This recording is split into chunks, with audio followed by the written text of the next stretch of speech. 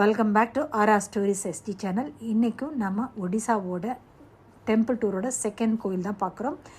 First day land ஆனதும் பார்த்த முதல் கோயில் லிங்கேஸ்வரா டெம்பிள் புவனேஸ்வர். அதை பார்த்துட்டு அப்படியே நம்ம அடுத்த கோயிலுக்கு போயாச்சு. லிங்கேஸ்வரா பக்கத்துலேயே நிறைய கோயில் இருக்குது. இருந்தாலும் லாஸ்ட் டே ஃப்ளைட் ஏறுறதுக்கு முன்னாடி அதை கவர் பண்ணிக்கலான்னு சொல்லிட்டு ஊரை விட்டு வெளியில் இருக்க கோயில்களை பார்க்கலான்னு கிளம்பியாச்சு. நான் அப்படி விசிட் பண்ண செகண்ட் கோயில் கோனார்க் சூரிய கோயில். இது புவனேஸ்வர்லேருந்து 66 கிலோமீட்டர்ஸ் டிஸ்டன்ஸில் இருக்குது. ஸோ நியர்லி 1 hour 45 minutesலேருந்து 2 hours ஆகுது இது ரீச் ஆகிறதுக்கு. இது ஒரு சூரிய பகவானோட கோயில். கோயில்னாலே நிறைய அதிசயங்கள் இருக்கும். அதுலேயும் நிறைய மர்மங்கள் நிறைஞ்ச கோயில்னால் எவ்வளோ இன்ட்ரெஸ்டிங்காக இருக்கும் இல்லையா? அப்படி ஒரு கோயில் தான் இந்த கோனார்க் சூரிய கோயில். இந்த கோயில் ஒடிசா டிஸ்ட்ரிக்டில் இருக்க பூரியோட பீச் சைடில் தான் இது கட்டப்பட்டிருக்குது. இது ஒரு சூரிய நாராயணர் கோயில். இது பக்தர் வழிபடக்கூடிய ஸ்தலமாக மட்டும் இல்லாமல் ஒரு பெரிய டூரிஸ்ட் பிளேஸாகவும் இருக்குது. ஆனால் இது நிறைய வார் ப்ளஸ் இந்த நேச்சர் ஆஃப் ஸ்டோன்னால் இது கொஞ்சம் கொஞ்சமாக ஒரு டெமாலிஷ் ஆகி கொஞ்சம் உருவங்கள் சிதைஞ்சு போய் தான் இருக்குது. வாங்க இந்த கோனார் சூரிய கோயிலில் என்னென்ன சிறப்புகள் இருக்குதுன்னு பார்க்கலாம். கோனார்க்குங்கிற வார்த்தையிலேயே 2 வார்த்தைகள் இருக்குது. கோனானா மூளை, அதாவது கார்னர், அர்க்கானா சூரியன். ஸோ கோனார்க்குங்கிற ஒரு சிங்கிள் வார்த்தைக்கு சூரியனும் அதனோட 4 கார்னர்ஸுங்கிறது தான் மீனிங்கு. சூரியனோட ஃபஸ்ட்டு சூரிய கதிர் இந்த கோயிலோட வாசலில் தான் படும். இந்த கோயிலை கருப்பு பகோடான்னு கூட சொல்கிறாங்க. ஏன்னா இது கருப்பு பாறங்களால் கட்டப்பட்டிருக்குது. இது ஒரு லைட் ஹவுஸ்னு கூட சொல்கிறாங்க. ஏன்னா ஷிப்பில் வரக்கூடிய கேப்டனுக்கு இது ஒரு கலங்கரை விளக்கம் மாதிரி செயல்பட்டு ஒரு டைரக்ஷனை காட்டுதுன்னு சொல்கிறாங்க. இந்த கோயிலை கட்டினது கிழக்கு கங்க வம்சத்தை சேர்ந்த ஃபஸ்ட் நரசிம்ம தேவனால் கட்டப்பட்டிருக்குது. இது சூரிய பகவானுக்காகவே கட்டப்பட்ட கோயில். இதோட பெரிய சிறப்பு அம்சம்னு பார்த்தோன்னா இதோட சூரிய கிளாக், அதாவது சன் கிளாக், அதை வச்சு தான் அவங்க டைம் எல்லாம் பார்க்குறதுக்கு யூஸ் பண்ணியிருக்காங்க. வாங்க எப்படி இந்த சன் கிளாக் ஒர்க் ஆகுது, அது எப்படி கட்டியிருக்காங்கங்கிறதையும் நம்ம பார்க்கலாம். இதை கட்டுறதுக்கு யூஸ் பண்ணியிருக்க கல்லில் பாறை பேர் கோண்டலைட். இந்த சூரிய கடவுள் ஒரு பெரிய தேரில் தான் வர்ற மாதிரியான ஒரு அமைப்பு இருக்குது. ஸோ இந்த தேரை 7 குதிரைகள் இழுத்து செல்கிற மாதிரியும் அந்த தேரோட 2 சைடுகளையும் 12 pair of chakra R wheel இருக்கிறதாகவும் இது சொர்க்கத்தில் மிதக்கக்கூடிய மாதிரியான ஒரு அமைப்பில் இருக்கிறதாகவும் ஐதீகம் சொல்லுது. இதோட அசல் தேர், அதாவது ஒரிஜினல் தேர் 70 மீட்டர் ஹைட்டில் தான் இருந்தது. ஆனால் கொஞ்சம் பார்ட்டு கீழே விழுந்து இப்போ நம்ம பார்க்கக்கூடியது ஒன்லி 30 மீட்டர் ஹைட் மட்டும்தான் இருக்குது. இப்போ இருக்கக்கூடிய தேரில் நடன மண்டபம், அதாவது நாத மந்திரா மற்றும் சாப்பிட்றதுக்கு போக மண்டபம் மட்டும்தான் இப்போ இருக்கக்கூடிய ரிமைனிங் பார்ட் ஆஃப் த கோயிலாக இருக்குது. இந்த தேரோட ஒவ்வொரு பக்கத்துலேயும் 12 சக்கரம் இருக்குது. இந்த 12 சக்கரங்களும் ஒரு வருஷத்தில் இருக்கக்கூடிய 12 மாதம், அதாவது 12 மந்த்தை குறிக்கக்கூடியதாகவும், ஸோ மொத்தம் 24 வீல் இருக்குது. அதாவது 24 சக்கரங்கள் 24 ஹவர்ஸை மீன் பண்ணுறதாகவும், இதில் இருக்கக்கூடிய 7 குதிரைகள் ஒரு வீக்கில் இருக்கக்கூடிய 7 நாட்களை குறிக்கக்கூடியதாகவும் இருக்குது.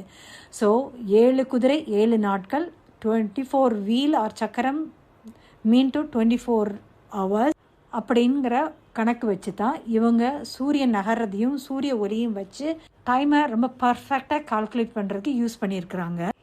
இந்த கோயிலோட அமைப்பு முன் காலத்தில் 3 பிரிவாக இருந்திருக்குது. ஒவ்வொரு 4 மாதத்துலேயும் ஒவ்வொரு பிரிவு மீது சூரிய லைட் பட்டு மூலவர் சிலை மீது படுற மாதிரியான ஒரு கட்டட அமைப்பு இங்கே அமைஞ்சிருக்குது. இந்த டெக்னாலஜிக்காக தான் யுனெஸ்கோ இதை பெஸ்ட் ஹெரிட்டேஜ் சென்டராக அனௌன்ஸ் பண்ணியிருக்குது. இந்த கோனார்க்கோட தேர் சக்கரம் நம்மளோட எவ்ரிடே லைஃபோட நம்மளோடையே ட்ராவல் பண்ணிகிட்ருக்குது.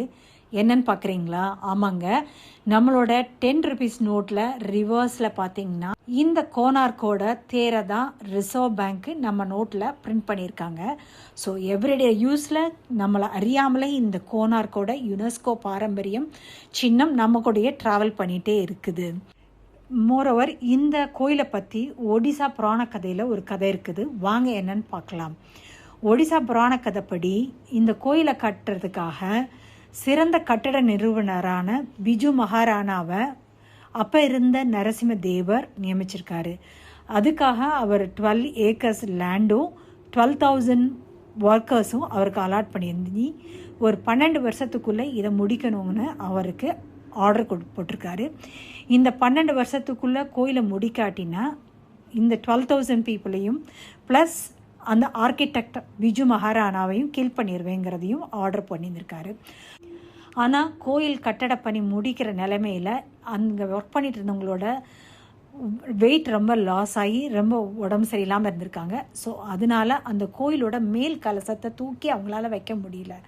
ஸோ கடைசி நாள் வந்துட்டால அடுத்த நாள் காலைக்குள்ளே பணி முடிக்கவில்லைன்னா அந்த 12,000 பேரையும் அந்த கிங்கு தூக்கில் போட்டு வருவாருங்கிறது ஒரு பயத்திலே இருந்திருக்காங்க. இந்த கோயில் வேலை ஆரம்பிக்கிறப்ப பிஜு மகாராணாவுக்கு தர்மபாதருங்கிற ஒரு குழந்தை பிறந்திருக்குது. ஆனால் 12 வருஷமாக அவர் இந்த கோயில் வேலையில் ரொம்ப பிஸியாக இருந்தனால குழந்தையோட முகத்தை கூட பார்க்கவே இல்லையா. ஸோ அந்த 12 வருஷத்தில் குழந்தைய பார்க்காதனால அந்த குழந்தை அப்பாவை பார்க்கறதுக்காக இங்கே வந்திருக்குது. ஸோ அந்த கடைசி நாள் இந்த தர்மபாதர் பார்க்கும்போது இந்த பணி முடியாமல் இருக்கிறத பார்த்துருக்காரு. ஸோ அந்த குழந்தையே இந்த கலசத்தை தூக்கி வச்சு அந்த கோயிலோட உச்சியில் வச்சு கோயிலோட பணியை முடிச்சிருக்குது.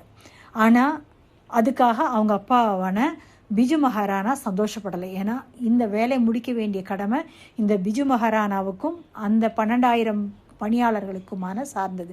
ஸோ இவங்க முடிக்கலைன்னு தெரிஞ்சால் எப்படினாலும் மன்னர் கொன்றுவாருங்கிற அவருக்கு நல்லா தெரிஞ்சது. ஸோ அந்த பிஜு மகாராணா தர்மபாதரையும் அவங்க பணியாளர்களையும் கூட்டிட்டு போய் பக்கத்தில் இருக்க கடலில் சூசைட் பண்ணிக்கிட்டதாக ஒடிசாவோட புராண கதைகள் சொல்லுது. இதோட கட்டட நுணுக்கங்களை பற்றி பார்க்கலாம் வாங்க. இந்த கோயில் சிவப்பு மணற்பாறை கல்லால் கட்டப்பட்டிருக்குது. இந்த கோயில் உள்ள பெரும்பாலான கற்கள் குட்டி குட்டி நுண்ணிய வேலைப்பாடுகள் நிறைஞ்ச சிற்பங்களால் செஞ்சுருக்குது. இதில் 3 வகை கற்களால் கட்டப்பட்டிருக்குது. இதில் கோண்டலைட்டுங்கிற பாறையால் கட்டப்பட்டிருக்கிறதுனால இது ரொம்ப ரொம்ப குவாலிட்டி ரொம்ப குறைஞ்சதுக்கு குவாலிட்டி. ஸோ அதனால தான் இந்த கோயிலில் இவ்வளவு அரிப்பு, அதாவது டெமாலிஷ் ஆகிட்டு வருதுங்கிறது நம்பப்படுது. இந்த கட்டட சிதைவுக்கு இந்த கோண்டலைட் பாறை தான் மெயின் ரீசன். இதோட டெக்னாலஜி என்ன யூஸ் பண்ணியிருக்காங்கன்னு பார்த்தா ஆஷ்லார் டெக்னாலஜிங்கிற ஒரு தொழில்நுட்பத்தை வச்சு தான் இந்த கட்டடத்தோட கற்கள் சேர்ற ஜாயிண்ட் தெரியாத அளவுக்கு அவ்வளோ நுணுப்பமான வேலைப்பாடுகள் பண்ணியிருக்காங்கன்னு சொல்கிறாங்க. தேரோட ஒவ்வொரு சக்கரமும் 9 அடி 9 அங்குலம் அளவில் உருவாக்கப்பட்டிருக்கிறது.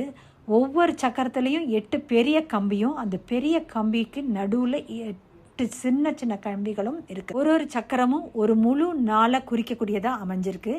இந்த பெரிய 8 கம்பிகள் 24 மணி நேரத்தையும் 8 பகுதிகளாக பிரிக்குது. அதாவது ஒரு பெரிய கம்பி 3 மணி நேரத்தையும், அதாவது 3 ஹவர்ஸ்ன்னு கணக்கிடக்கூடியதாக இருக்குது. பெரிய கம்பிகளுக்கு நடுவில் சின்ன சின்ன கம்பி இருக்குது. அது ஒன்றும் ஒரு 1.5 மணி நேரத்தை குறிக்குது. ஒரு பெரிய கம்பிக்கும் ஒரு சிறிய கம்பிக்கும் இடையில் முத்து போல 30 சிறிய வடிவங்கள் இருக்கிறது. ஒவ்வொரு முத்தும் 3 நிமிட நேரத்தை நமக்கு காட்டுது. ஸோ இதன் மூலமாக சூரியனோட நிலச்சக்கரத்தில் எங்கே விழுகுதுங்கிற வச்சு ஒரு நாளோட ஒவ்வொரு நேரத்தையும் அவ்வளோ துல்லியமாக கணக்கிட்டுருக்குறாங்க. இந்த சக்கரங்கள் முழுவதும் குட்டி குட்டி சிலைகளால் அவ்வளோ அற்புதமான ஒரு சிற்பக்கலைகளால் அலங்கரிக்கப்பட்டிருக்குது. இந்த சிற்பக்கலைகளில் என்னென்னலாம் இருக்குன்னா இசை, நடனம், அனிமல்ஸ், இயற்கை காட்சிகள், லைஃபோட theme, elephant, horses, line, birds அவ்வளோ தத்ரூபமாக இருக்குது. இதோட முகபாவனை, இதோட சிற்பங்களோட முகபாவங்கள்லாம் பார்த்தா அவ்வளோ நேச்சுரலாக இருக்குது. இந்த சிற்பங்களோட உடல் அசைவுகள்லாம் பார்த்தா ஒரு ஒரு டான்ஸரோ இல்லை ஒரு ரியல் நளினமான ஒரு பெண்ணோ ஆணோ எப்படி அவங்களோட உடல் லாங்குவேஜ் இருக்குங்கிறத அவ்வளோ அழகாக எடுத்து காட்டுது. இன்னொரு இன்ட்ரெஸ்டிங்கான விஷயம் என்னென்னா, இந்த கோயிலில் ஒரு சக்தி வாய்ந்த காந்தக்கல் இருக்குது. அந்த கல்லுனால தான் இங்கே மூலவரான சூரிய பகவான் அந்த இடத்துல தொங்குறாருன்னு சொல்கிறாங்க. ஆனால் நம்ம டூரிஸ்ட்டுக்கு உள்ளே போகிறதுக்கு பெர்மிஷன் கிடையாது. ஸோ நம்ம வெளியில் இருக்கிற சிற்பங்கள் தேரை மட்டும்தான் பார்க்க முடியுது. மோரோவர் இந்த கோயிலை கட்டும்போது அந்த கட்டட வேலைப்பாடுலேயே கொஞ்சம் கொஞ்சமாக அவங்க காந்த கலத்தோட கதை யூஸ் பண்ணியிருக்கதாகவும் சொல்லப்படுது. ஸோ அந்த காந்த தன்மையினாலேயும் இந்த ஸ்டாச்சு வந்து மிதக்கிறதாக சொல்லப்படுது. இன்னொரு இன்ட்ரெஸ்டிங்கான விஷயம் என்னென்னா, இந்த சூரிய பகவானுக்கு பக்கத்துலேயே இன்னொரு கோயில் இருக்குது. அது வந்து சூரிய பகவானோட ஒய்ஃபான மாயாதேவிக்கு கட்டப்பட்ட கோயில். இன்ஃபேக்ட் இந்த கோயில் தான் வந்து முதல்ல கட்டப்பட்டது, அதாவது 11th செஞ்சுரியிலே கட்டப்பட்டதுன்னு சொல்கிறாங்க. ஸோ சூரிய பகவான் கோயில் அடுத்து தான் கட்டப்பட்டதாக சொல்லப்படுது. இந்த கோனார் சூரிய கோயில் வந்து நிறைய வார்னாலேயும் கொள்ளையர்கள்னாலேயும் இந்த கோயில் ரொம்ப சேதமடைஞ்சு இருக்குது. இங்கே நமக்கு என்ட்ரன்ஸ் ஃபீ வந்து 40 rupees தான். ஆனால் ஃபாரினர்ஸ்க்கு 600 rupees அண்ட் 15 years ஓல்டுக்கு கீழே இருக்கவங்களுக்கு ஃப்ரீ தான். அதே மாதிரி இங்கே நடக்கக்கூடிய ஒரு மெயின் ஃபெஸ்டிவல் பார்த்தா ஃபெப்ரவரி மந்தில் மகா சப்தமி விழான்னு ஒன்று வேர்ல்டு ஃபேமஸாக இருக்குது. இந்த டைமில் சூரிய பகவானை தரிசிக்கிறதுக்கு லட்சக்கணக்கான மக்கள் இங்கே கூடுறாங்க. டிசம்பர் மாதத்துலேயும் இந்த சூரிய கோயில் முன்னாடி நடன திருவிழா நடக்குது. ஸோ நீங்களும் உங்களுக்கு சான்ஸ் கிடைச்சா கட்டாயம் மிஸ் பண்ணாமல் போய் பார்த்து என்ஜாய் பண்ணிட்டு வாங்க. தேங்க்ஸ் ஃபார் வாட்சிங் this video. Like, share and subscribe the channel. Thank you so much. See you. Bye.